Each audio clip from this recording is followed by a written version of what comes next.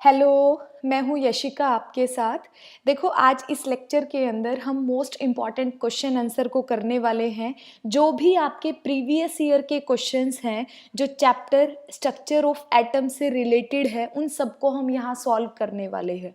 चाहे आपका नीट का एग्ज़ाम हो, एम्स का एग्ज़ाम हो, आईआईटी का एग्ज़ाम हो, IEEE का एग्ज़ाम हो, जेई एडवांस का एग्ज़ाम हो, सबके अंदर ये क्वेश्चंस आपके बार बार आ चुके हैं। उन्हीं क्वेश्चंस को उठाकर आप का यहाँ पर डिस्कशन होने वाला है विद सॉल्यूशन आपको।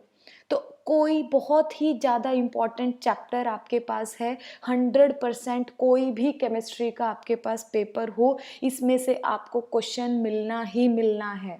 तो जब भी आप जाओ अपने एग्ज़ाम को देने के लिए, तो इस वीडियो को देखकर ज़रूर जाना, आपको 100% गारंटी के साथ यहाँ से क्वेश्चन मिलेगा। चलो स्टार्ट करते हैं अपने चैप्टर्स को।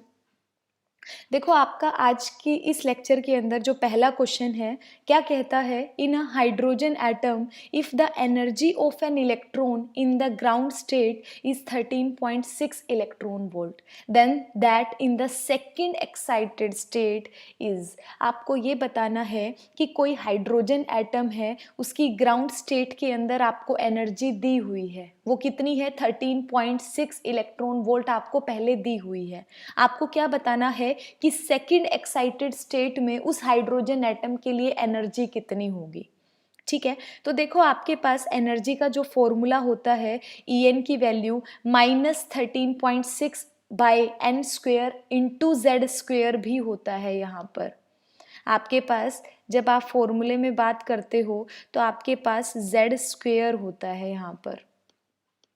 ठीक है, अब देखो आपने हाइड्रोजन एटम की बात की है, तो Z की वैल्यू 1 होती है, इसीलिए इस यहाँ पर आपका मेंशन नहीं किया हुआ है, क्योंकि 1 का स्क्वायर क्या होता है? 1 आपके पास। देखो ऑप्शन के अंदर आपके पास एक्चुअल में वैल्यू आपकी नेगेटिव में आती है, लेकिन यहाँ पर आपके पास पॉजिटिव दी हुई है। तो हमारा यहाँ नेगेटिव पॉजिटिव से मतलब नहीं है, तो हम क्या करेंगे, सिंपल कैलकुलेशन करेंगे कि हमारी वैल्यू कितनी आई है। देखो आपके पास एनर्जी है, वो इन्वर्सली प्रोपोर्शनल है एन के। आपको पता है ग्राउंड स्टेट के लिए एन की वैल्यू कितनी होती है? 1। आपके पास फर्स्ट एक्साइटेड स्टेट के लिए वैल्यू कितनी होती है? एन की 2। आपके पास सेकंड एक्साइटेड के लिए एन की वैल्यू कितनी होती है? 3 वैल्यू आपके पास है। तो देखो क्वेश्चन के अंदर आपको सेकंड एक्साइटेड स्टेट पूछी है। सेकंड एक्साइटेड स्टेट का मतलब क्या है कि एन की वैल्यू आपको 3 दे रखी है क्वेश्चन के अंदर। बात समझ आ रही है? तो जैसे ही इस फॉर्मूले में आप वैल्यू पुट करोगे, n का स्क्वायर मतलब क्या हो जाएगा? 3 का स्क्वायर। 3 का स्क्वायर 9। जब आप वैल्यू को कैलकुलेट करोगे 13.6 बाई 9 कितना आ जाएगा? 1.51 इलेक्ट्रॉन वोल्ट आपके पास आ जाएगा। बात समझ आ रही है? तो इसका आंसर क्या हो जाएगा? ए आंसर आपके पास हो जाएगा 1.51 इलेक्ट्रॉन वोल्ट। अगला क्वेश्चन देखो क्या कहता है, the uncertainty in position of a minute particle of mass 25 gram in the space is 10 raised to the power -5 मीटर। आपको पोजीशन में अनसर्टेनिटी बता दी, वो कितनी है? 10 raise to the power -5 metre आपके पास है। और जिस पार्टिकल के लिए बताई है, इसने कहा है उस पार्टिकल का मास कितना है आपके पास? 25 ग्राम आपके पास है। ये कहता है what is the uncertainty in its velocity. आपको वेलोसिटी में अनसर्टेनिटी बतानी है। हेजनबर्ग अनसर्टेनिटी प्रिंसिपल यहाँ पर आपका अप्लाई हो रखा है। तो देखो कैसे करेंगे। आपको पता है कि जो आपके पास अनसर्टेनिटी का फॉर्मूला होता है, क्या होता है? Delta X uncertainty in position into में delta P uncertainty in momentum किसके इक्वल होता है? h/4 के इक्वल होता है। अब आपके पास मोमेंटम p किसके इक्वल होता है? Mass into velocity. तो हम क्या कहते हैं? Delta x into M into delta V आपके पास किसके इक्वल हो जाएगा? h/4 के। तो देखो मैं m को मैंने आपके पास आपको चेंज इन वेलोसिटी मतलब अनसर्टेनिटी इन वेलोसिटी बताना है, मतलब आपको डेल्टा वी की वैल्यू को कैलकुलेट करना है। तो क्या हो जाएगा? h/4 अपॉन में आपके पास m इंटू डेल्टा एक्स। देखो क्वेश्चन के अंदर आपको मास दिया हुआ है 25 ग्राम। अनसर्टेनिटी इन पोजीशन मतलब आपको डेल्टा एक्स की वैल्यू दे रखी है। पाई क्या है, कांस्टेंट होता है, 3.14 आपके पास वैल्यू होती है। एच क्या होता है, प्लैंक्स कांस्टेंट आपके पास है जिसकी वैल्यू होती है 6.6 इंटू 10⁻⁻34 मीटर पर सेकेंड। सबकी वैल्यू को पुट कर दिया, एच की वैल्यू 6.6 इंटू 10⁻⁻34, 4 आपके पास है, पाई की वैल्यू 3.14 है, एम आपके पास दिया हुआ है 25 ग्राम। आप इसको क्या करोगे, किलोग्राम में चेंज करोगे। इनटू में आपके पास क्या है, डेल्टा एक्स की वैल्यू क्या है, 10⁻⁻5 मीटर आपके पास दी हुई है। सबको कैलकुलेट करोगे तो आपके पास आंसर कितना आएगा, 2.5 इंटू 10⁻28 मीटर पर सेकेंड आपके पास। देखो किससे मैच करता है, सी ऑप्शन से मैच करता है। तो आपका करेक्ट आंसर क्या हो जाएगा, सी आपके पास हो जाएगा। सिंपल सा क्वेश्चन है, अनसर्टेनिटी प्रिंसिपल आपको यहाँ पर अप्लाई करना है। तो थर्ड क्वेश्चन देखो क्या कहता है, the number of d electrons retained in iron 2 positive. Iron का जो आपके पास एटॉमिक नंबर है वो आपके पास 26 होता है। आपको बताना है नंबर ऑफ डी इलेक्ट्रॉन्स कितने रिटेन होंगे अगर आयरन आपका +2 ऑक्सीडेशन स्टेट के अंदर प्रेजेंट है। देखो आपने अगर +2 का मतलब क्या होता है, 2 इलेक्ट्रॉन्स का रिमूव करना। अगर किसी एटम के ऊपर प्लस चार्ज है, प्लस का मतलब क्या होता है, इलेक्ट्रॉन का बाहर निकलना। तो +2 चार्ज है तो आप क्या कह सकते हो कि टोटल इलेक्ट्रॉन कितने हैं, 24 आपके पास है। तो जब आप इसकी इलेक्ट्रॉनिक कॉन्फ़िगरेशन लिखोगे आपके पास क्या आएगा, D64S0 आपके पास आएगा। ठीक है, तो नंबर ऑफ डी इलेक्ट्रॉन्स जो आपके रिटेन हो रहे हैं वो आपके पास कितने आए हैं, डी के अंदर 6 इलेक्ट्रॉन हैं। ठीक है, तो कितने आए हैं आपके पास, 6 इलेक्ट्रॉन आए हैं। ठीक है, सिंपल आपको इलेक्ट्रॉनिक कॉन्फ़िगरेशन देखनी है कि लास्ट सबशेल के अंदर कितने इलेक्ट्रॉन आपके पास हैं। ठीक है, तो देखो हमारा D6 आया, इसका मतलब आपके पास सी आंसर आपका 6 के लिए सही है।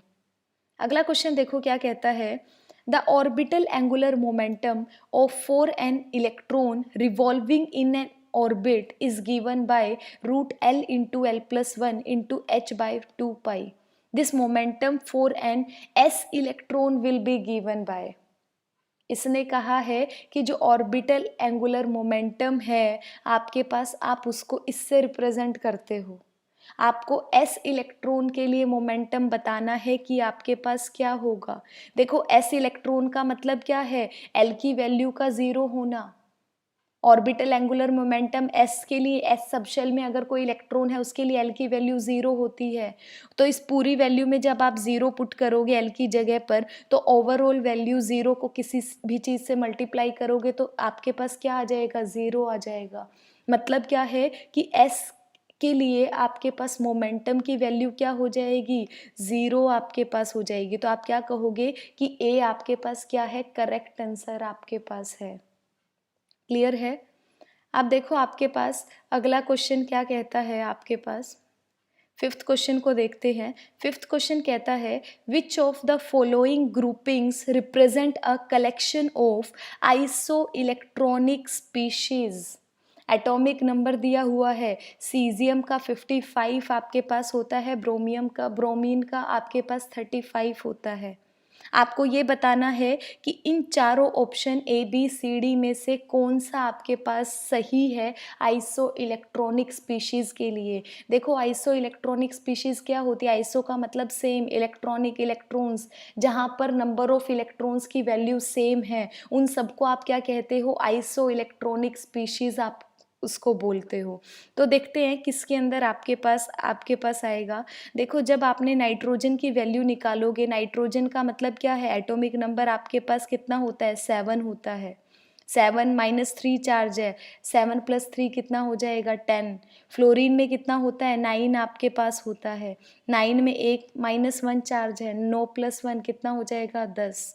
सोडियम का एटॉमिक नंबर कितना होता है, 11 नंबर होता है। 11 में से प्लस का मतलब क्या होता है, एक इलेक्ट्रॉन का निकलना। तो कितना हो जाएगा, 11 - 1 कितना हो जाएगा, 10। इसका मतलब आपके पास ये ए ऑप्शन बिल्कुल सही है, जहाँ पर आपके पास क्या है, नंबर ऑफ इलेक्ट्रॉन्स आपके 10 आए हुए हैं। ठीक है, बाकियों में क्या है, अलग आपके पास है।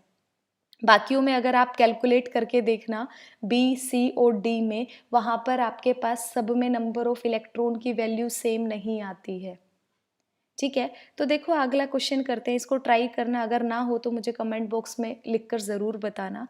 ठीक है, तो आपके लिए 5th क्वेश्चन के लिए सही आंसर क्या हो जाएगा? ए। आपको बताना है नंबर ऑफ इलेक्ट्रॉन किस में सेम है, आपके तीनों में सेम होना चाहिए। बी में बेरिलियम, एल्यूमिनियम, क्लोरीन तीनों के लिए सेम होना चाहिए। इसमें नीचे वाले सेम होना चाहिए आपके पास। ठीक है, अब देखो अगला क्वेश्चन क्या कहता है, the bore series of lines of hydrogen spectrum, the third line from the red and correspond to which one of the following inter-orbit jumps of the electrons for Bohr orbit in an atom of hydrogen।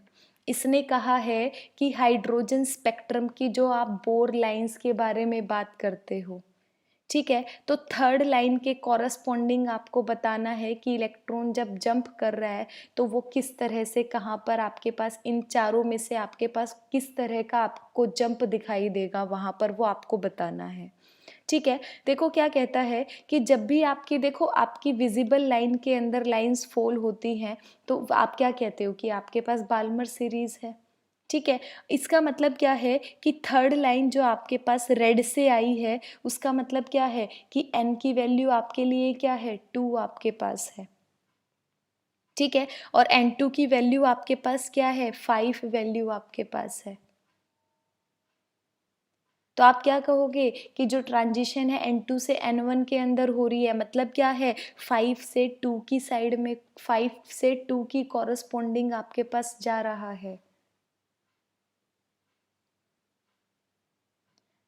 जब भी कोई line fall होती है किस में होती है, visible region के अंदर होती है। बात समझ आ रही है ना? तो आप क्या कहोगे कि जो थर्ड लाइन रेड से आ रही है इसका मतलब क्या है कि n1 की वैल्यू आपके पास 2 है, n2 की वैल्यू आपके पास 5 है। तो ट्रांजिशन कहाँ से कहाँ होगा, 5 से 2 के बीच में होगा।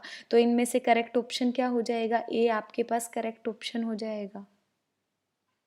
ठीक है, आगे देखो आपके पास the de Broglie wavelength of a tennis ball of mass 60 gram moving with a velocity of 10 meter per second is approximately। इसने आपको डी ब्रोगली वेवलेंथ दी है। ठीक है, दी नहीं है, आपको निकालनी है। इसने बोला है कि कोई भी डी ब्रोगली वेवलेंथ आपके पास है वो कितनी होगी वो आपको बताना है टेनिस बॉल के लिए। जबकि टेनिस बॉल है उसका मास इसने दे दिया कि मास कितना है आपके पास, 60 ग्राम है। वो किस वेलोसिटी के साथ मूव कर रही है, 10 मीटर पर सेकंड के हिसाब से मूव कर रही है। तो डी ब्रोगली रिलेशनशिप क्या कहती है कि लैम्डा की वैल्यू क्या होती है, h/mv के इक्वल होती है। h क्या होता है, प्लैंक कांस्टेंट, एक कांस्टेंट वैल्यू है जिसकी वैल्यू होती है 6.6 इंटू 10⁻⁻⁻³ वैल्यू आपके पास मीटर पर सेकंड में। m देखो मास आपको दे रखा है, ग्राम में दे रखा है, हम हमेशा किस में करते हैं, किलोग्राम के अंदर लेते हैं। तो हम 60 ग्राम को किलोग्राम में चेंज करेंगे तो क्या करते हैं, 1000 से डिवाइड कर देते हैं। तो क्या कह सकते हैं, 60 इंटू 10⁻³ आपके पास किलोग्राम। v क्या है, वेलोसिटी है। वेलोसिटी आपको क्वेश्चन में दे रखी है 10 मीटर पर सेकंड। तो देखो आपको लैम्डा डी ब्रोगली वेवलेंथ आपको निकालनी है। तो क्या है, h/mv। h की वैल्यू आपको पता है कांस्टेंट है, m आपको दे रखा है, v आपको दे रखा है। तीनों की वैल्यू पुट करी, देखो आंसर कितना आया, 10⁻³ मीटर आपके पास आया। तो देखो -33, इसका मतलब क्या है, डी ऑप्शन आपके पास करेक्ट है इन चारों में से। इजी क्वेश्चन है, बिल्कुल भी मुश्किल नहीं है। आगे देखो क्या कहता है, which of the following set of quantum numbers is correct for an electron in 4f orbital. इसने कहा है कोई इलेक्ट्रॉन 4f ऑर्बिटल के अंदर है, इन चारों ऑप्शन में से क्वांटम नंबर्स की वैल्यू किसके लिए सही है। तो देखो सबसे पहले तो देखो 4f का मतलब क्या होता है आपके लिए, n की वैल्यू क्या है, यहाँ पर आपके पास 4 है। ठीक है, n की वैल्यू 4, देखो आपके पास a में n की वैल्यू 4 है, b c, इसका मतलब जो आपके पास क्वेश्चन सही होगा वो a b c में से होगा, क्योंकि आपके पास n की वैल्यू कितनी, 3 हो ही नहीं सकती आपके पास। अब देखो f आपके पास है, आपको पता है अगर आपके पास l की वैल्यू आपके पास 0 होती है, l की वैल्यू आपके पास 0 किसके लिए होती है, s के लिए होती है। P के लिए क्या होती है 1 वैल्यू होती है, D के लिए आपके पास क्या होती है 2 वैल्यू होती है, F के लिए आपके पास क्या है 3 वैल्यू होती है। तो इसका मतलब L की वैल्यू कितनी होनी चाहिए, F के अंदर इलेक्ट्रॉन है तो 3 होनी चाहिए। तो देखो आपके पास L की वैल्यू 3 A में भी दे रखा है, C में भी दे रखा है, इसका मतलब आपके पास B ऑप्शन यहाँ से कट जाएगा। ठीक है, अब आपको क्या बताना है, M और MS की वैल्यू आपको चेक करनी है कि M की वैल्यू आपके पास क्या है 1 होगी या +4 होगी, वो आप कैसे पता लगाओगे। देखो N की वैल्यू 4 आपके पास है, L की वैल्यू 3 आपके पास आ गई है। तो देखो ML की वैल्यू हमेशा क्या करती है -L से +L के बीच में लाई करती है। इसका मतलब -3 हो सकती है, -2 हो सकती है, -1 0 +1 +2 +3 ये आपके पास हो सकती है। और MS की वैल्यू क्या होती है, या +½ आपके पास होती है या -½ आपके पास होती है। तो देखो यहाँ पर इस क्वेश्चन के अंदर आपके पास C ऑप्शन के अंदर M की वैल्यू 4 दे रखी है, जबकि M की वैल्यू क्या है +L से -L लाई करती है, L से की वैल्यू से ज़्यादा हो ही नहीं सकती। तो इसका मतलब क्या है C ऑप्शन भी आपका गलत हो गया। तो सही आंसर क्या हो जाएगा A आपके पास। बात समझ आई। ठीक है, अगला क्वेश्चन देखो, 9th क्वेश्चन आपको क्या कहता है, consider the ground state of chromium atom, जिसके लिए एटॉमिक नंबर दे रखा है 24, the number of electrons with the azimuthal quantum numbers L = 1 and 2 respectively. इसने बोला है कोई आपका क्रोमियम एटम है, ग्राउंड स्टेट के अंदर एटॉमिक नंबर मेंशन किया हुआ है कि 24 आपके पास है। आपको सबसे पहले क्या बताना है, नंबर ऑफ इलेक्ट्रॉन्स बताने हैं कि उसके अंदर कितने होंगे। ठीक है, एक्जीम्यूथल क्वांटम नंबर के साथ बताना है, जब L की वैल्यू 1 है और L की वैल्यू 2 है तो कॉरस्पॉन्डिंग नंबर ऑफ इलेक्ट्रॉन्स बताने हैं। L की वैल्यू 1 है तो इलेक्ट्रॉन कितने होंगे, जब L की वैल्यू 2 है तो आपके पास इलेक्ट्रॉन्स कितने होंगे। ठीक है, तो देखो क्या होगा, आपको पता है इलेक्ट्रॉनिक कॉन्फ़िगरेशन क्या है, 24 इलेक्ट्रॉन्स है तो क्या हो जाएगी 3d5 4s1 आपके पास हो जाएगी। यही होती है क्योंकि D के अंदर आपके पास क्या है, आपके पास हाफ फील्ड है, तो क्या होती है स्टेबल कॉन्फ़िगरेशन आपके पास होती है। ठीक है, अब देखो आपके पास D5 4s1 आपके पास है, तो आप क्या कह सकते हो कि जब L की वैल्यू 1, L की वैल्यू का मतलब क्या होता है 1, कि P सबशेल आपके पास है, तो P सबशेल के अंदर इलेक्ट्रॉन देखो कितना होगा, 3p के अंदर 6 इलेक्ट्रॉन आपके पास हैं, 2p के अंदर 6 इलेक्ट्रॉन है, तो नंबर ऑफ इलेक्ट्रॉन टोटल कितने हो जाएंगे 12 इलेक्ट्रॉन आपके पास हो जाएंगे। और देखो L की वैल्यू 2 का मतलब क्या होता है D सबशेल, तो देखो इस पूरी इलेक्ट्रॉनिक कॉन्फ़िगरेशन में D कहाँ पर है आपके पास, यहाँ है 3D, और 3D में इलेक्ट्रॉन कितने हैं 5 इलेक्ट्रॉन हैं। तो L की वैल्यू जब आपके पास 1 आई तो आपके पास नंबर ऑफ इलेक्ट्रॉन कितने आए 12 आए, जब L की वैल्यू 2 आई तो आपके पास नंबर ऑफ इलेक्ट्रॉन कितने आए 5 आपके पास। तो पहला क्या होगा 12 और 5, तो इसका मतलब देखो सही आंसर क्या होगा, बी ऑप्शन आपका सही हो जाएगा। L1 के कॉरस्पॉन्डिंग क्या है 12 इलेक्ट्रॉन है, L2 के कॉरस्पॉन्डिंग क्या है 5 इलेक्ट्रॉन आपके पास है। अगला क्वेश्चन देखो क्या कहता है, the wavelength of the radiation emitted when in the hydrogen atom electron falls from the infinity to stationary state 1 would be Rydberg constant की वैल्यू भी आपको दे रखी है। इसने कहा है कि आपको वेवलेंथ बतानी है, कब बतानी है, जब किसी हाइड्रोजन एटम के लिए इलेक्ट्रॉन आपका इन्फिनिटी से स्टेशनरी स्टेट 1 के अंदर जाता है, फॉल होता है, तो आपको बताना है कि उसके लिए वेवलेंथ कितनी आपके पास होगी। तो देखो आपके पास वेवलेंथ का फॉर्मूला रेडबर्ग कांस्टेंट की टर्म में क्या होता है, 1/λ की value r into 1/n² minus 1/n² आपके पास है। देखो n1 आपके पास क्या है, स्टेशनरी स्टेट 1 बोला है, मतलब n की वैल्यू 1 दे रखी है, और n2 की वैल्यू क्या है इन्फिनिटी आपके पास, क्योंकि इलेक्ट्रॉन क्या है इन्फिनिटी से 1 में जंप कर रहा है आपके पास, तो n1 क्या हो जाएगा आपके पास 1 हो जाएगा, n2 क्या हो जाएगा इन्फिनिटी आपके पास हो जाएगा। r की वैल्यू देखो क्वेश्चन के अंदर दे रखी है कितनी है 1.097 × 10⁻⁷ पर मीटर आपके पास है। तो देखो 1/लैम्डा, लैम्डा आपको निकालना है, आर की वैल्यू आपको दे रखी है, n1 की वैल्यू पता है 1 है, तो 1 का स्क्वायर क्या है 1, -1/n2 क्या है इन्फिनिटी, 1/इन्फिनिटी कितना हो जाता है 0, 1 - 0 मतलब कितना हो जाएगा 1, तो 1/लैम्डा की वैल्यू किसके इक्वल आ जाएगी, रेडबर्ग कांस्टेंट के इक्वल आ जाएगी, मतलब कितनी आ गई आपके पास 1.097 × 10⁻7 आ गई आपके पास। ठीक है, ये देखो आपके पास किस में आती है, पर मीटर में आई है, क्योंकि आपके पास रेडबर्ग कांस्टेंट की जो यूनिट है वो आपके पास देखो किस में है, पर मीटर में है, तो आपके पास पर मीटर में है। वैल्यू किसकी आई है, 1/लैम्डा की आई है, तो आप लैम्डा के लिए क्या करोगे, तो इसको 1 से डिवाइड कर दोगे, 1 से डिवाइड करोगे तो आपके पास वैल्यू आएगी 91.15 × 10⁻9 मीटर।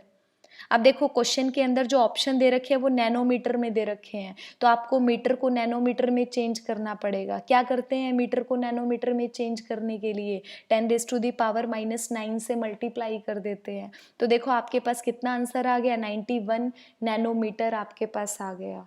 ठीक है, तो देखो किससे मैच करता है, सी ऑप्शन से मैच करता है, इसका मतलब 10th का आंसर कितना हो गया आपके पास, सी हो गया, 91 नैनोमीटर आपके पास। आगे देखो 11th क्वेश्चन क्या कहता है, which one of the following sets of the ions represent the collection of iso electronic species. फिर से आइसो इलेक्ट्रॉनिक स्पीशीज अभी अभी बताया था क्या होता है, जहाँ पर नंबर ऑफ इलेक्ट्रॉन्स की वैल्यू आपके पास सेम आ जाती है। तो आपको बताना है ए बी सी डी में से किन चारों के चारों एलिमेंट में नंबर ऑफ इलेक्ट्रॉन्स की वैल्यू आपके पास सेम है, तो आपको वो बताना है। तो देखो यहाँ पर जब आप सी के लिए देखोगे, आपके पास पोटेशियम है, पोटेशियम में कितना है 19 इलेक्ट्रॉन है, 19 में से प्लस का मतलब क्या है, एक इलेक्ट्रॉन कम किया, कितना हो जाएगा आपके पास 18 हो जाएगा। आपके पास कैल्शियम का कितना होता है 20, 20 पे +2 चार्ज मतलब 2 इलेक्ट्रॉन निकाले, कितना हो गया -2 करके 18 हो गया। स्कैंडियम में 21 आपके पास नंबर ऑफ इलेक्ट्रॉन्स हैं, आपने -3 किया तो कितने इलेक्ट्रॉन हो गए, 18 इलेक्ट्रॉन आपके पास हो गए। आपके पास क्लोरीन है, 17 आपके पास इलेक्ट्रॉन होते हैं, -1 चार्ज दे रखा है, मतलब एक इलेक्ट्रॉन को ऐड किया तो 17 + 1 कितना हो गया 18 आपके पास। तो सी ऑप्शन यहाँ पर आपके पास निकल के आता है, जहाँ पर आपके पास क्या है, नंबर ऑफ इलेक्ट्रॉन्स की वैल्यू 18 है चारों के अंदर, बाकियों में आपके पास नहीं आ रही है। ठीक है, आप चेक करके भी देख लेना अपने से। आगे देखो 12th क्वेश्चन क्या कहता है, in the multi electron atom which one of the following orbitals described by the 3 quantum numbers will have the same energy in the absence of magnetic and electric field। ठीक है, same energy आपकी magnetic electric field की absence में किन 3 orbital के लिए होगी, किन तीन क्वांटम नंबर के लिए होगी वो आपको बताना है। आपको क्वांटम नंबर दे रखा है, n की वैल्यू 1, l की वैल्यू 0, m की वैल्यू 0, l की वैल्यू 2, l की वैल्यू 1, m की वैल्यू 1, इनमें से किसकी आपके पास सेम एनर्जी आपके पास होगी, जब ना आप मैग्नेटिक फील्ड अप्लाई कर रहे हो ना ही आप इलेक्ट्रिक फील्ड अप्लाई कर रहे हो। तो देखो आपके लिए क्या है कि इसका मतलब क्या है कि एनर्जी का सेम होने का मतलब क्या है कि n+l जो आप रूल लगाते हो उसकी वैल्यू क्या आनी चाहिए, सेम आनी चाहिए आपके पास।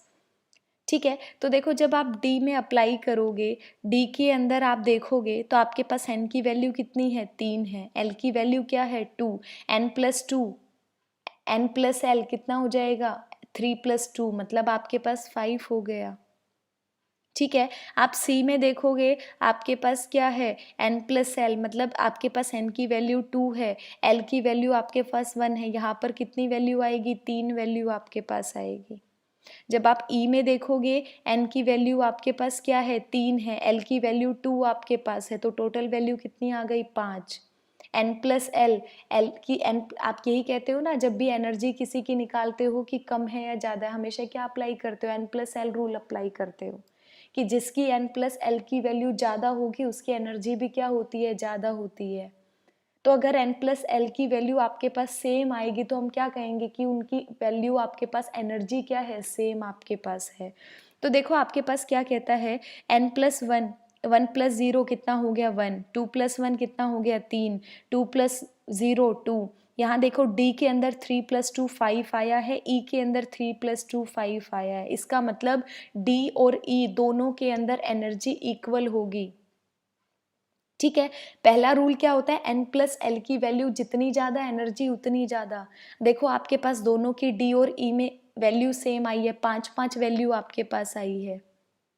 ठीक है, अब देखो 5 वैल्यू आ गई, अगला ऑप्शन हम क्या देखते हैं, अगर वैल्यू सेम आती है हम कहते हैं एन की वैल्यू जितनी ज़्यादा होती है एनर्जी उतनी ज़्यादा होती है।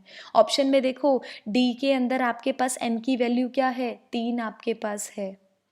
ठीक है, आपके पास ई के अंदर क्या है, एन की वैल्यू 3 आपके पास है, एन की वैल्यू भी सेम है, इसका मतलब एनर्जी क्या है, एक्चुअल में दोनों में सेम है। तो आप देखो डी और ई किस में आ रहा है, ऑप्शन डी और ई आपका ए के अंदर आ रहा है, इसका मतलब 12th का ए आंसर आपके पास करेक्ट होगा बिल्कुल।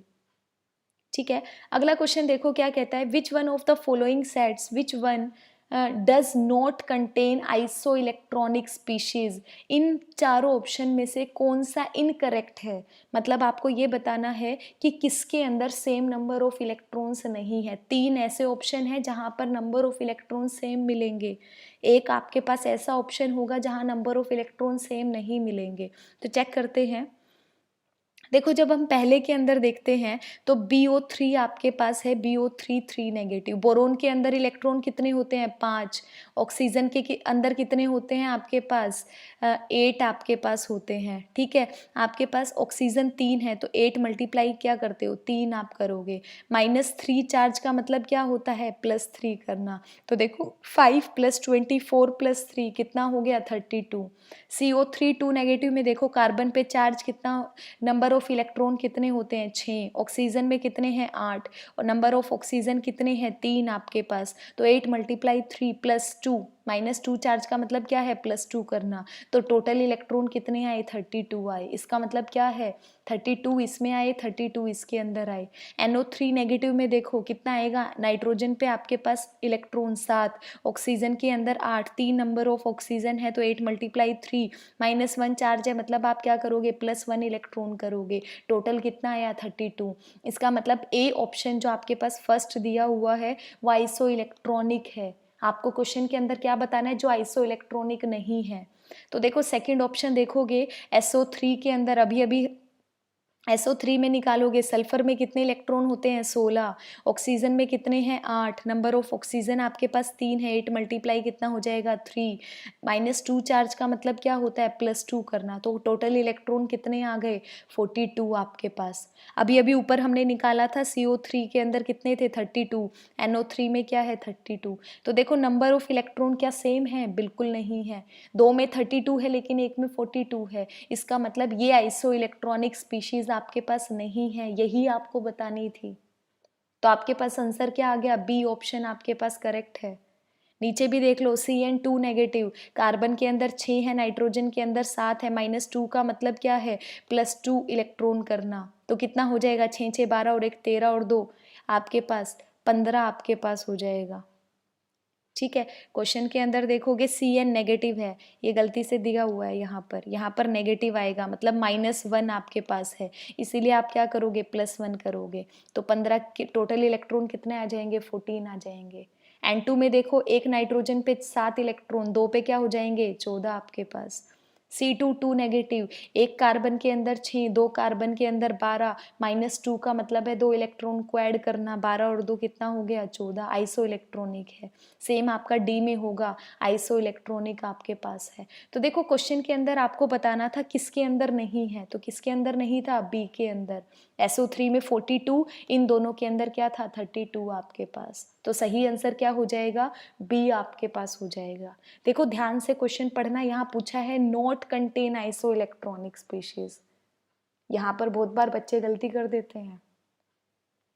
अगला क्वेश्चन देखो क्या कहता है, according to Bohr's theory the angular momentum of an electron in 5th orbit is. Bohr theory के लिए आपको बताना है एंगुलर मोमेंटम, जब आपका 5th ऑर्बिट के अंदर इलेक्ट्रॉन है तो एंगुलर मोमेंटम आपके पास क्या होगा। क्या कहता है आपके पास MVR की वैल्यू किसके इक्वल होती है, NH/2 पाई के इक्वल होती है। आपको बोला है 5th ऑर्बिट के अंदर इलेक्ट्रॉन है, मतलब n की वैल्यू 5 है, तो एंगुलर मोमेंटम क्या हो जाएगा 5h/2 पाई। 5/2 का मतलब क्या है 2.5h/पाई। तो देखो सही आंसर कितना हो जाए, कौन सा हो जाएगा, बी ऑप्शन आपके पास 2.5h/पाई आपके पास आ जाएगा। आगे देखो अगला क्वेश्चन कहता है the uncertainty in principle of an electron, mass आपको दे रखा है इलेक्ट्रॉन का 9.1 into 10⁻⁻31 kilogram, moving with the velocity 300 meter per second, accurate up to 0.001% will be. आपको अनसर्टेनिटी इन पोजीशन निकालनी है। मास आपको दे रखा है, वेलोसिटी आपको दे रखी है, सिंपल है, आपने पीछे भी किया है। क्या कहता है आपके पास अनसर्टेनिटी डेल्टा वी की वैल्यू, ठीक है, एम की वैल्यू दे रखी है, एच की वैल्यू कांस्टेंट होती है, आपको पता है। तो देखो डेल्टा एक्स क्या होता है, डेल्टा एक्स क्या होता है, एच अपोन में आपके पास 4 पाई इंटू में मास इंटू में क्या होता है आपके पास मास इंटू क्या होता है डेल्टा वी की वैल्यू, ठीक है। तो देखो h की वैल्यू आपको पता है, आपने रख दी, मास आपको पता है 9.1 इंटू 10⁻⁻31 है, पाई कांस्टेंट वैल्यू है 3.14, 4 भी क्या है आपका कांस्टेंट है। डेल्टा v की वैल्यू आपको पुट करनी है। देखो इसने बोला है कि जो डेल्टा वेलोसिटी आपके पास है 300 मीटर पर सेकंड, थोड़ा सा ट्विस्ट दिया है क्वेश्चन के अंदर, इसने बोला है कि वो एक्यूरेट है अप टू 0.001%, इतनी एक्यूरेसी है। परसेंट का मतलब क्या होता है 100, तो आप क्या कहोगे 0.001/100 इंटू में कितनी दे रखी है 300 दे रखी है। तो डेल्टा वी की वैल्यू क्या आ गई आपके पास एक्चुअल में 0.003 मीटर पर सेकेंड आ गई। वेलोसिटी 300 थी, एक्यूरेसी कितनी है 0.001% है, तो अनसर्टेनिटी कितनी आ गई 0.001/100 मल्टीप्लाई 300, कितना आ गया 0.003 मीटर पर सेकेंड। सबकी वैल्यू को यहाँ पुट किया, डेल्टा एक्स की वैल्यू कितनी आ गई 1.92 इंटू 10⁻⁻2 मीटर आपके पास आ गई। तो देखो करेक्ट आंसर क्या हो गया, ए आपके पास सही आंसर हो गया, ठीक है। आगे देखो अगला क्वेश्चन क्या कहता है, which one of the following sets of the ions represent a collection of iso electronic species, कौन सी होगी इनमें से, इन चारों ऑप्शन में से कौन सा आइसो इलेक्ट्रॉनिक स्पीशीज आपके पास है, आपको वो बताना है, ठीक है। तो देखो यहाँ पर आप निकालोगे, नाइट्रोजन के लिए कितना होता है 7 आपके पास, 3 इलेक्ट्रॉन को ऐड करना, टोटल कितने हो जाएंगे 10 आपके पास। ऑक्सीजन के अंदर क्या है आपके पास 8 इलेक्ट्रॉन है, 8 + 2 कितना हो गया 10 हो गया। फ्लोरीन के अंदर आपके पास क्या है 9 है, 9 + 1 कितना हो गया 10 हो गया, तीनों के अंदर 10 आपके पास हो गया, ठीक है। सल्फर के अंदर इलेक्ट्रॉन कितने होते हैं आपके पास 16 इलेक्ट्रॉन होते हैं, ठीक है। आपके पास 16 + 2 कितना हो जाएगा 18 हो जाएगा, नंबर ऑफ इलेक्ट्रॉन सेम नहीं आए। नीचे वाले में देखो सी में पोटेशियम के अंदर कितने इलेक्ट्रॉन होते हैं 19 इलेक्ट्रॉन होते हैं, +1 का चार्ज का मतलब क्या है -1 किया तो कितना आ गया 18 आपके पास आ गया, कितना आ गया 18 आ गया। अब देखो क्लोरीन के अंदर 17 इलेक्ट्रॉन, 17 + 1 कितना हो गया 18 हो गया। कैल्शियम के अंदर 20 इलेक्ट्रॉन्स होते हैं, 20 में से 2 माइनस किए कितना हो गया 18 हो गया। स्कैंडियम के अंदर 21 इलेक्ट्रॉन्स होते हैं, 21 एटॉमिक नंबर, 21 इलेक्ट्रॉन्स में से 3 माइनस करोगे 18 इलेक्ट्रॉन है। इसका मतलब सी करेक्ट आंसर आपके पास है, जहाँ नंबर ऑफ इलेक्ट्रॉन कितने हैं 18 हैं, तो ये आपके पास सही हो जाएगा। अगला क्वेश्चन देखो क्या कहता है, which one of the following sets of the quantum numbers represent the highest energy of an atom. आपको हाईएस्ट एनर्जी बतानी है किसकी है। हाईएस्ट एनर्जी किससे देखते हो, सबसे पहले आप n+l रूल लगाते हो, आप देखोगे n+l की वैल्यू किसके लिए ज़्यादा है, जिसकी ज़्यादा होगी उसके लिए एनर्जी भी क्या होती है ज़्यादा आपके लिए होती है, यही कहता है। n+l देखो, n+l कितना हो गया 3 आपके पास, इधर देखो n+l की वैल्यू कितनी हो गई 4, n की वैल्यू 2, l की वैल्यू टू आपके पास टोटल कितनी हो गई 5, n+l की वैल्यू कितनी हो गई टोटल 4। तो देखो यहाँ पर सबसे ज़्यादा n+l की वैल्यू क्या है 5 आपके पास, इसका मतलब इसकी एनर्जी क्या होगी सबसे ज़्यादा होगी। तो कौन सा क्वांटम नंबर बताता है कि एनर्जी ज़्यादा है, सी ऑप्शन आपका करेक्ट हो जाएगा। ठीक है, आपके पास सी आपके पास करेक्ट हो जाएगा। यहाँ पर देखोगे वैल्यू क्या है आपके पास सबसे ज़्यादा है। ठीक है, अब देखो आपके वैसे तो आंसर यहाँ पर भी सही है। अगर आप यहाँ से ऑर्बिटल्स निकालना चाहते हो, एन की वैल्यू क्या है 3 है, एल की वैल्यू 2 का मतलब क्या है डी, 3D की एनर्जी क्या है ज़्यादा है। नीचे वाले में देखोगे एन की वैल्यू 4, एल की वैल्यू 0, 4s। आप जब ओफ्पा प्रिंसिपल पढ़ते हो तभी भी यही पढ़ते हो कि 4s की एनर्जी क्या होती है 3D के कंपैरिजन में कम होती है। अगर आपको n+l करके निकालना नहीं आता तो n और l की वैल्यू को कैलकुलेट करके आप क्या कर सकते हो, यहाँ पर ऑर्बिटल देख सकते हो कि ऑर्बिटल किसके अंदर इलेक्ट्रॉन जा रहा है। आप ओफ्पा प्रिंसिपल लगा के आपको पता है इलेक्ट्रॉनिक कॉन्फ़िगरेशन जब आप लिखते हो किसकी एनर्जी कम है किसकी ज़्यादा है, आप उस हिसाब से भी यहाँ सेट कर सकते हो। n+l सबसे इजी रूल है निकालने का, ये आप याद करो तो अच्छा है। कहता है n+l की वैल्यू जितनी ज़्यादा एनर्जी उतनी ज़्यादा। उस केस में सेम आ गई तो सेकंड नंबर पर आपको क्या देखना होता है, n की वैल्यू को देखना होता है। n की वैल्यू जितनी ज़्यादा एनर्जी उतनी ज़्यादा आपके पास होती है। ठीक है, तो करेक्ट आंसर क्या है आपके पास सी। अगला क्वेश्चन देखो क्या कहता है, which one of the following constitute a group of iso electronic species. बहुत देखो बार बार रिपीट हो रहा है क्वेश्चन आपके पास, आपको बताना इलेक्ट्रॉन कहाँ पर सेम है।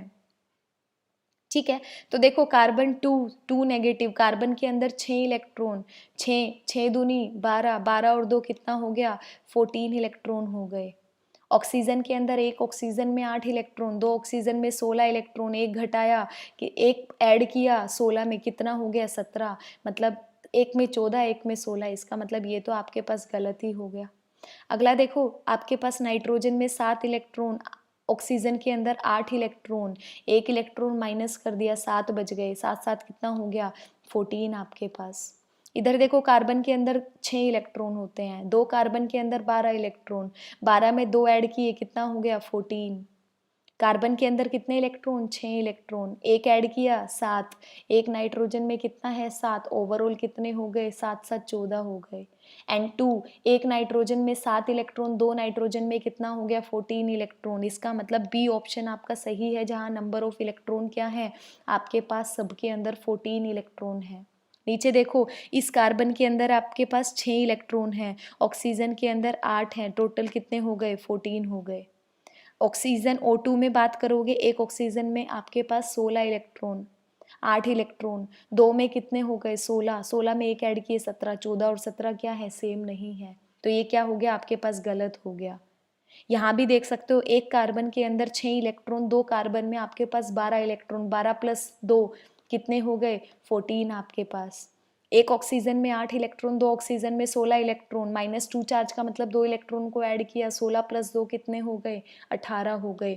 तो 14 और 18 सेम नहीं है, तो ये भी गलत ऑप्शन हो गया। तो सही ऑप्शन क्या है बी आपके पास करेक्ट ऑप्शन है।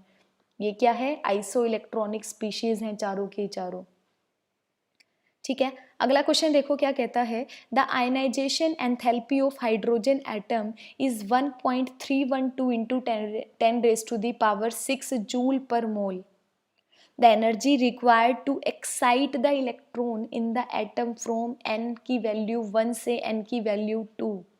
आपको बताना है कि जब किसी हाइड्रोजन एटम के लिए एंथैल्पी की वैल्यू इतनी आपके पास गिवन है, तो आपको बताना है कि कितनी एनर्जी की ज़रूरत होगी जब आप इलेक्ट्रॉन को n की वैल्यू 1 से 2 में जंप कराओगे, एक्साइट कराओगे, तो कितनी एनर्जी की ज़रूरत होगी वो आपको निकालनी है।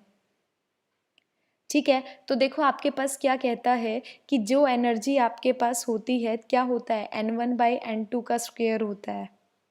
ठीक है, डायरेक्ट देखो एनर्जी E1 की वैल्यू आपको दे रखी है कितनी है, आयनाइजेशन एनर्जी आपके पास -1.312 इंटू 10⁻⁶ जूल पर मोल आपके पास है। E2 की वैल्यू के क्या दे रखी है आपके पास, सेकंड के लिए क्या दे रखा है आपके पास, क्या होता है आपके पास वैल्यू, इलेक्ट्रॉन एक है by n square, inversely proportional होता है ना n स्क्वायर के लिए। यहाँ पर n की वैल्यू 1 थी तो आपने एज इट इज़ लिख दिया। या n की वैल्यू 2 है तो आप क्या करोगे, 2 से 4 से डिवाइड करोगे, 2 के स्क्वायर से। वैल्यू कितनी आ गई, -3.28 इंटू 10⁻⁻5 जूल पर मोल आपके पास आ गई। आपको बताना है कितनी एनर्जी की ज़रूरत होती है। आपको पता है अगर एक लेवल से दूसरे लेवल में जाता है कोई इलेक्ट्रॉन, अगर आपको इसके अंदर और इसके अंदर एनर्जी पता है कितनी है, तो जितनी एनर्जी का डिफरेंस होता है उतनी एनर्जी आपको चाहिए होती है इलेक्ट्रॉन को जंप कराने के लिए, और उतनी ही एनर्जी आपकी रिलीज होती है जब इलेक्ट्रॉन अपर से लोअर लेवल के अंदर जाता है तब। तो इसका मतलब कि यहाँ पर जो एनर्जी उसको एक्साइट करने के लिए चाहिए वो किसके बीच की एनर्जी है, दोनों लेवल के बीच में चेंज इन एनर्जी है। जो डेल्टा ई की वैल्यू है वही आपको बताती है कि क्या एक्साइटेशन एनर्जी कितनी आपके पास होगी, या आपका कोई ऊपर से नीचे में जंप कर रहा है तो रिलीजिंग एनर्जी कितनी होगी, वो किस पे डिपेंड करती है, दोनों के एनर्जी गैप पे डिपेंड करती है। तो देखो E1 की एनर्जी की वैल्यू हमने निकाली, E2 की निकाल ली, तो डेल्टा ई क्या हो जाएगा, E2 माइनस E1 आपके पास हो जाएगा। ठीक है, दोनों को सॉल्व किया, आंसर कितना आ गया, 9.84 इंटू 10⁻5 जूल पर मोल। करेक्ट आंसर देखो आपके पास क्या हो गया, आपके पास डी आंसर आपका यहाँ पर करेक्ट हो गया। अगला क्वेश्चन देखो क्या कहता है, calculate the wavelength in nanometre associated with a proton moving at 1.0 into 10⁻³ metre per second. आपको मास दे रखा है प्रोटोन का, कितना है 1.67 इंटू 10⁻⁻27 किलोग्राम है। एच की वैल्यू दे रखी है कितनी है, 6.63 इंटू 10⁻⁻34 जूल सेकेंड आपके पास है। इसने कहा है कि कोई प्रोटोन है वो इस वेलोसिटी के साथ मूव कर रहा है, उसका मास भी दे दिया, उसमें एच प्लैंक कांस्टेंट की वैल्यू भी दे रखी है। आपको क्या करना है, वेवलेंथ निकालनी है। तो सिंपल आप क्या करोगे, फॉर्मूले की वैल्यू पुट करोगे। फॉर्मूला क्या कहता है, डी ब्रोगली रिलेशनशिप। आपको लैम्डा की वैल्यू क्या होती है, h/mv के इक्वल होती है। h क्या है, प्लैंक कांस्टेंट, वैल्यू आपके पास पता है 6.6 इंटू 10⁻⁻34 आपके पास है। ठीक है, आपको दे भी रखी है। एम की वैल्यू भी क्वेश्चन के अंदर दे रखी है, मास प्रोटोन का, आपने वैल्यू को पुट कर दिया। वेलोसिटी आपको दे रखी है क्वेश्चन के अंदर, कुछ नहीं करना, सिर्फ फॉर्मूले के अंदर तीनों वैल्यूज को पुट करना है। क्या आ जाएगा, लैम्डा आ जाएगा। सॉल्व करोगे कितना आया, 3.97 इंटू 10⁻⁻10 मीटर आपके पास आया। आपको किस में चाहिए, नैनोमीटर में चाहिए। नैनोमीटर का मतलब क्या होता है कि मीटर को आप 10⁻⁻9 से मल्टीप्लाई कर देते हो। तो जैसे ही आप 10⁻9 से मल्टीप्लाई करोगे आपके पास क्या आ जाएगी वैल्यू, 10⁻⁻1 आ जाएगी, या फिर आप ये कह लो कि 0.397 नैनोमीटर आपका आंसर आ जाएगा। 0.397, 39 का मतलब क्या होता है, ऑलमोस्ट 40 आपके पास। तो आंसर करेक्ट क्या हो जाएगा आपके पास, ए ऑप्शन आपका सही हो जाएगा। अगला क्वेश्चन देखो क्या कहता है, in an atom an electron is moving with the speed of 600 meter per second with an accuracy of this. इसने बोला है इतनी स्पीड के साथ कर रहा है, एक्यूरेसी इतनी है, तो अनसर्टेनिटी कितनी हो जाएगी, 0.005 बाय 100 आपके पास, और मल्टीप्लाई में क्या करोगे आप, ये वाली वैल्यू कितनी है, 600 आपके पास। आगे कहता है सर्टेनिटी जो भी है, with which the position of the electron can be located is this. कहने का मतलब है कि डेल्टा वी स्पीड आपने निकाल ली यहाँ पर, इसने बोला था 600 मीटर पर सेकंड है, एक्यूरेसी इतनी है, तो अनसर्टेनिटी एक्चुअल में कितनी आ जाएगी, डेल्टा वी की वैल्यू आपके पास 0.005%, का मतलब अपॉन में 100, मल्टीप्लाई क्या है 600। एच की वैल्यू दे रखी है, मास आपको दे रखा है, तो देखो क्वेश्चन के अंदर आपके पास क्या होगा, फॉर्मूला क्या कहता है हेजनबर्ग का, delta x into delta P मतलब एम डेल्टा वी किसके इक्वल है, h/4 के। तो डेल्टा एक्स किसके इक्वल होता है, h/4 m into delta v के इक्वल। डेल्टा वी आपने अभी अभी निकाला था, 0.005 बाई 100 मल्टीप्लाई 600 कितना आया, 0.03 आपके पास आ गया। एच क्या है, प्लैंक कांस्टेंट, कांस्टेंट वैल्यू है 6.6 इंटू 10⁻⁻⁻³ जूल सेकेंड। 4 क्या है, कांस्टेंट है। पाई क्या है, 3.14 है। एम क्या है, मास है आपके पास, मास की वैल्यू क्या है 9.1 इंटू 10⁻⁻31 किलोग्राम आपके पास। डेल्टा वी की वैल्यू अभी निकाली है, सारी वैल्यू आपको पता है तो क्या निकल गया, डेल्टा एक्स की वैल्यू निकल गई। आंसर देखो कितना आ गया, 1.92 इंटू 10⁻³ आपके पास। किससे मैच करता है, बी ऑप्शन से मैच करता है। तो करेक्ट आंसर क्या आ जाएगा, बी आपके पास आ जाएगा। अगला क्वेश्चन देखो क्या कहता है, the energy required to break 1 mole of chlorine chlorine bond in Cl2 is 242 kilo joule per mole. इसने कहा है कि अगर मैं एक Cl2 के अंदर 1 मोल Cl2 को अगर मैं ब्रेक करती हूँ तो जो एनर्जी आपको चाहिए होती है वो है 242 किलो जूल पर मोल। ये कहता है लॉन्गेस्ट वेवलेंथ आपको बतानी है कि कितनी होगी उसको तोड़ने के लिए। सी की वैल्यू दे रखी है, स्पीड ऑफ लाइट आपको दे रखी है 3 into 10⁻8 metre per second. Avogadro's number आपको पता है 6.023 इंटू 10⁻23 पर मोल आपके पास है। देखो आपके पास क्या होगा, एनर्जी जो आपको चाहिए होती है आपकी किसके इक्वल होती है, एच न्यू के इक्वल होती है। ई की वैल्यू क्या होती है आपके पास, ई की वैल्यू आपके पास एच न्यू के इक्वल होती है। ये पढ़ा है आपने।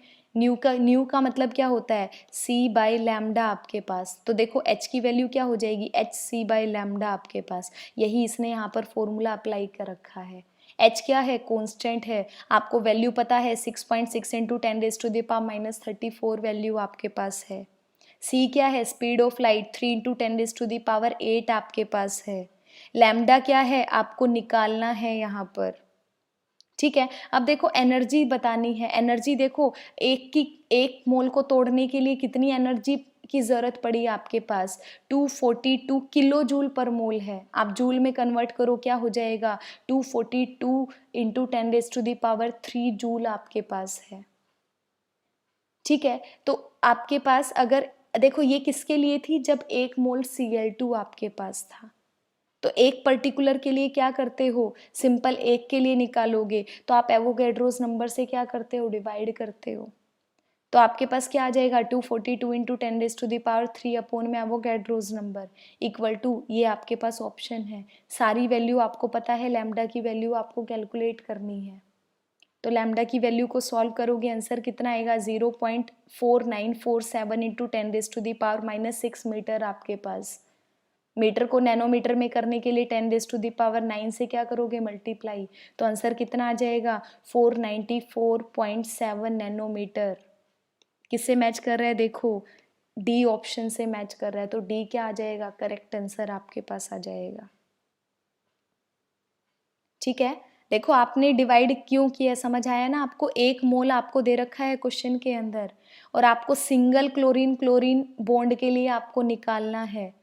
ये 1 मोल के लिए दे रखा है, सिंगल के लिए निकालना है। इसीलिए इस एनर्जी को क्या करते हो, 1 मोल के अंदर कितने आपके पास पर्टिकुलर एटम या मोलिक्यूल होते हैं, एवोगैड्रोस नंबर होते हैं। तो आप क्या करोगे, इसको एवोगैड्रोस नंबर से डिवाइड कर दोगे, इसीलिए करते हो।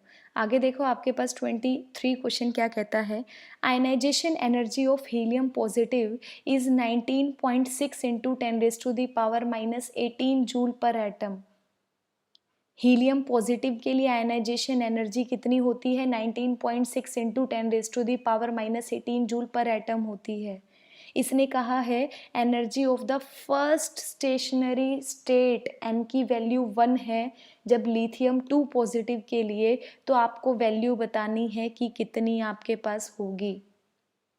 देखो आयनाइजेशन एनर्जी क्या होता है, -13.6 इंटू Z²/n²,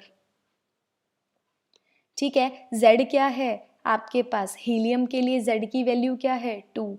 अभी इसको छोड़ो, सिंपल पहले ये देखो आप कि आयनाइजेशन एनर्जी की वैल्यू क्या होती है, -13.6 इंटू -13.6 इंटू Z²/n²। अगर मैंने कहा आपके पास I की वैल्यू 1 है, Z आपके पास 1 है, N की वैल्यू 1 है, ये कांस्टेंट वैल्यू है, तो I1 की वैल्यू क्या हो जाएगी Z1 square by N1 square. I2 की वैल्यू क्या हो जाएगी Z2 square by N2 square. दोनों को डिवाइड करोगे तो फॉर्मूला क्या बनेगा, I1 बाई I2 किसके इक्वल हो जाएगा, Z1 square by N1 square multiply क्या हो जाएगा, N2 square by Z2 square. ठीक है, तो देखो आपके पास I1 की वैल्यू आपको क्वेश्चन के अंदर दे रखी है। जब आप यहाँ पर ध्यान से देखोगे, हीलियम पॉजिटिव के लिए आपको एनर्जी दे रखी है, मतलब I1 की वैल्यू आपको यहाँ पर दे रखी है क्वेश्चन के अंदर। Z1 हीलियम के लिए क्या है, 2 वैल्यू आपके पास है। स्टेशनरी स्टेट क्या दे रखी है, N1 की वैल्यू 1 दे रखी है दोनों के केस में आपके पास। N1 की वैल्यू 1 है, अगले में भी N2 की वैल्यू 1 आपके पास है, लेकिन एटम कौन सा दे दिया, लिथियम 2 पॉजिटिव, मतलब Z की वैल्यू लिथियम के लिए क्या होती है, 3 होती है। इसका मतलब I1 की वैल्यू पता है, Z1 की वैल्यू पता है, N1 की वैल्यू पता है, Z2 और N2 की वैल्यू पता है, तो आपके पास I2 की वैल्यू निकल जाएगी यहाँ से। सारी वैल्यूज़ को पुट किया, I1 की वैल्यू पुट की, कितना आया 19.6 इंटू 10⁻18 आपके पास। I2 नीचे एज इट इज, Z1 की वैल्यू कितनी है 4, 2 का स्क्वायर 4, N1 1 है, N2 भी 1 आपके पास है, N2 Z2 की वैल्यू क्या है 3 आपके पास, तो क्या हो जाएगा 3 का स्क्वायर 9। सॉल्व करोगे तो I2 की वैल्यू कितनी आ जाएगी 4.41 इंटू 10⁻⁻17 आ गई आपके पास। देखो किससे मैच कर रही है, बी ऑप्शन से मैच कर रही है आपके पास, तो करेक्ट आंसर क्या हो जाएगा, बी आपके पास। अगला क्वेश्चन देखो क्या कहता है, a gas absorb a photon of 355 nanometre and emits at 2 wavelengths. इसने कहा है कोई गैस है जो इतने वेवलेंथ का फोटोन एब्जॉर्ब कर रही है और 2 वेवलेंथ के कॉरस्पॉन्डिंग एमिशन दे रही है, जिसमें से एक वेवलेंथ इसने बोली है कि आपके पास 680 नैनोमीटर है, दूसरी वेवलेंथ आपको बतानी है। देखो क्या कहेगा, आपको पता है कि जो भी आपका फोटोन की एनर्जी एब्जॉर्ब होती है तो वो किसके इक्वल होती है, जो भी एमिटेड फोटोन है जितनी उसकी एनर्जी है उसके सम के इक्वल होती है। कहने का मतलब है एनर्जी एक के रिस्पेक्ट में क्या है, hc बाय लैम्डा के इक्वल है। 2 में एमिट हुई, एक के लिए मैंने z लैम्डा की वैल्यू लैम्डा 1 कर दी, सेकंड के लिए लैम्डा 2 कर दी। h क्या है, कांस्टेंट है। c क्या होता है, speed of light, constant value है।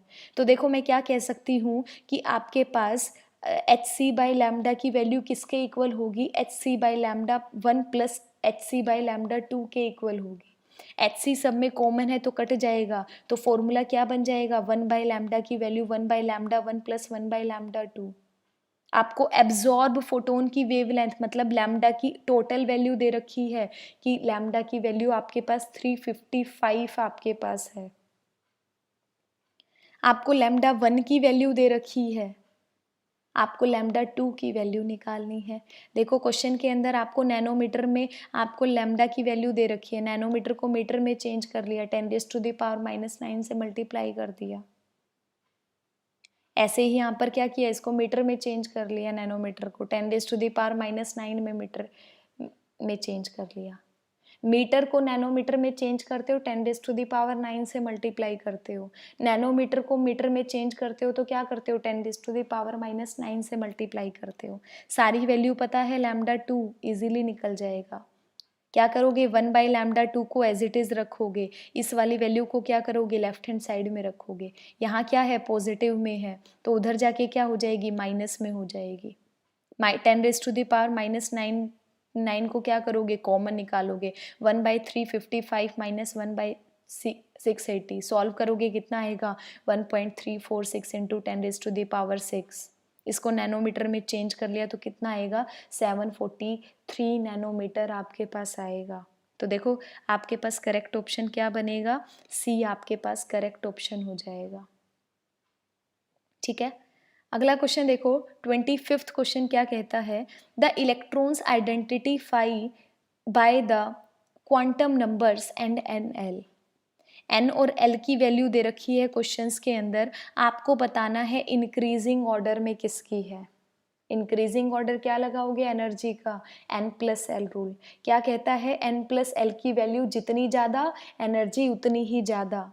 n+l देखो, n की वैल्यू 4, l की वैल्यू 1, टोटल कितनी हो गई 5। इधर देखोगे n की वैल्यू 3, l की वैल्यू 2, कितना हो गया 5। इधर देखोगे आपके पास 4, इधर भी देखोगे 4। कहने का मतलब है A और C की वैल्यू एनर्जी ज़्यादा है B और D के कंपैरिजन में। ठीक है, अब देखो अगर आपको पता है कि अगर दोनों की n+l की वैल्यू सेम आ जाती है, सेकंड फैक्टर कौन सा देखते हैं, n की वैल्यू का। n मतलब जितना ज़्यादा एनर्जी उतनी ही ज़्यादा। n क्या है 4, इधर क्या है 3, तो 4 के लिए क्या होगी एनर्जी की वैल्यू ज़्यादा।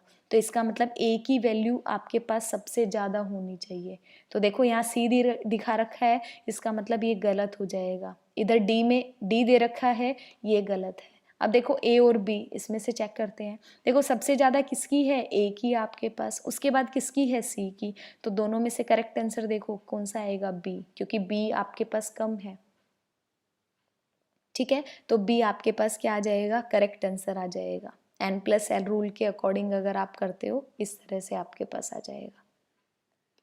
अगला देखो 26 क्वेश्चन क्या कहता है, the energy of an electron is given by, energy की वैल्यू है -2.178 into 10⁻⁻18 joule z² by n²। Rydberg के रिस्पेक्ट में लिखा हुआ है।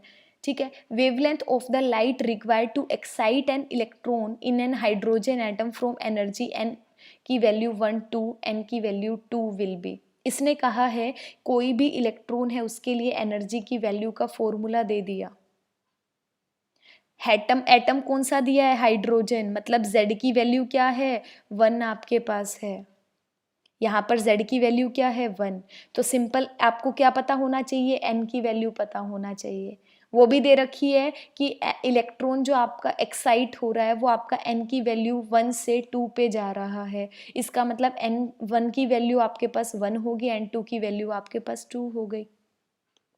देखो फॉर्मूला क्या हो जाता है, डेल्टा ई की वैल्यू क्या होता है 2.1 जो आपको दे रखा है, 2.178 into 10⁻⁻18 upon 1/n1² minus 1/n2²। ठीक है, एनर्जी क्या है hc/λ होती है आपके पास, hc/λ, क्योंकि आपको क्या बताना है, लैम्डा बताना है। अब देखो लैम्डा आपको बताना है, h क्या है प्लैंक कांस्टेंट, वैल्यू आपको पता है 6.6 इंटू 10⁻⁻34। c आपको पता है स्पीड ऑफ लाइट होती है 3 इंटू 10⁻8 मीटर पर सेकेंड आपके पास। लैम्डा आपको निकालना है, ये क्या है 2.178 इंटू 10⁻⁻38 कॉन्स्टेंट वैल्यू है। n1 की वैल्यू 1 है, n2 की वैल्यू 2 है, सबकी वैल्यू आपको पता है लैम्डा को छोड़ के। तो आप सॉल्व करोगे तो आपके पास लैम्डा की वैल्यू आ जाएगी। कैलकुलेट करके देखना, आपके पास आंसर आएगा 1.214 इंटू 10⁻⁻7 मीटर। तो देखो करेक्ट आंसर आपके पास क्या आ जाएगा, 6 आपके पास क्या आ जाएगा, करेक्ट आंसर आ जाएगा।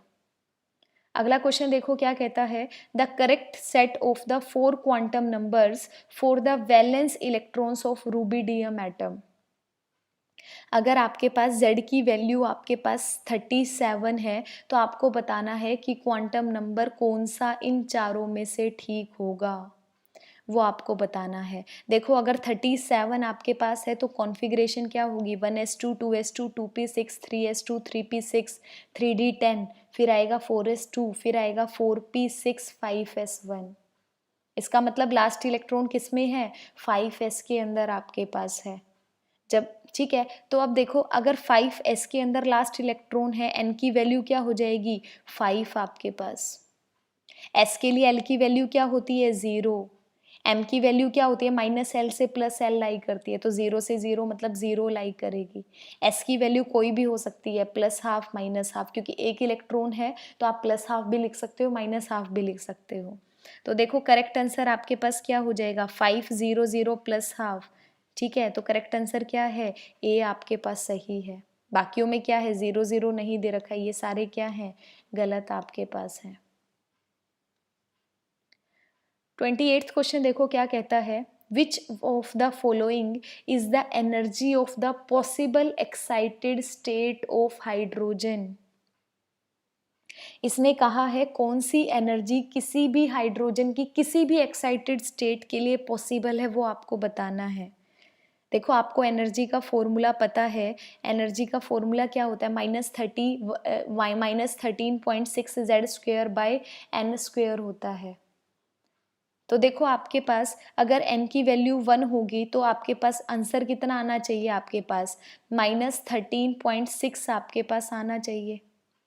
लेकिन यहाँ पर क्या है, प्लस का दिया हुआ है, तो इसका मतलब ये गलत है। 2 के लिए देखोगे आपके पास तो n की वैल्यू क्या आ जाएगी, 2 करोगे तो एनर्जी कितनी आ जाएगी, -3.4। तो देखो आपके पास क्वेश्चन के अंदर दे रखा है -3.4, और वैसे भी आपको एक्साइटेड स्टेट के अंदर पूछा हुआ है, क्वेश्चन में देखो एक्साइटेड स्टेट में पूछा हुआ है। तो देखो एनर्जी की पॉसिबल वैल्यू क्या आ गई, ए ऑप्शन आपका करेक्ट है। क्या है, हाइड्रोजन के लिए। अगला देखो आपके पास लास्ट क्वेश्चन है, ये कहता है a stream of electrons from a heated filament was passed to charge plates kept at the potential difference V if E and M are the, E क्या है, चार्ज है, M क्या है, मास ऑफ द इलेक्ट्रॉन है, तब आपको h/λ की value बतानी है। सिंपल है, बस आपको कंफ्यूज करने के लिए स्टेटमेंट में दिया हुआ है। देखो क्या कहता है कि अगर किसी का चार्ज E है आपके पास, आप V वोल्टेज के थ्रू उसको पास करते हो, तो काइनेटिक एनर्जी को किस में डिफाइन करते हो, इलेक्ट्रॉन वोल्ट में डिफाइन करते हो। ठीक है, तो वेवलेंथ हमेशा क्या होती है किसी भी इलेक्ट्रॉन वेव के लिए, h/√2 इंटू काइनेटिक एनर्जी के इक्वल होती है। ठीक है, देखो ये ऐसे ही आया है, 2 इंटू एम, काइनेटिक एनर्जी क्या होती है, 1/2 m आपके पास v इंटू स्क्वेयर होती है। आप क्या करोगे, 2 से 2 कैंसिल हो गया, m इंटू एम क्या हो जाएगा, m² इंटू v², इससे रूट कैंसिल हो जाएगा, मतलब वैल्यू क्या आ गई, h/mv आपके पास आ गई। mv का मतलब क्या होता है, मोमेंटम। अब याद आया फॉर्मूला आपके पास। ठीक है, ये वही फॉर्मूला है, बस उसको मॉडिफाई करके किया हुआ है। तो लैम्डा क्या होता है, h/√2m काइनेटिक एनर्जी के इक्वल है। m क्या है, मास है इलेक्ट्रॉन के लिए। काइनेटिक एनर्जी किस में है, इलेक्ट्रॉन वोल्ट में आप डिफाइन करोगे, तो इलेक्ट्रॉन वोल्ट में डिफाइन करोगे तो क्या आ जाएगा, h इंटू में √2m इलेक्ट्रॉन वोल्ट आ जाएगा, EV आपके पास आ जाएगा। आपको निकालना क्या है, h/λ की वैल्यू आपको निकालनी है क्वेश्चन के अंदर। h/λ, लैम्डा को इधर लेके जाओ, इस पूरी वैल्यू को इधर लेके जाओ, आंसर क्या आ जाएगा आपके पास, √2m इलेक्ट्रॉन वोल्ट आपके पास आ जाएगा, EV आपके पास आ जाएगा। बस फॉर्मूला ही है, कंफ्यूज करने के लिए आपको दे रखा है। तो आज के लेक्चर में इतना ही। 29 क्वेश्चन आपके मेन जितने इंपॉर्टेंट क्वेश्चन थे हो चुके हैं, इनको प्रैक्टिस ज़रूर करना प्लीज़। अगले लेक्चर में मिलते हैं इंपॉर्टेंट क्वेश्चंस के, तब तक प्रैक्टिस करना, अच्छे से पढ़ना। Thank you.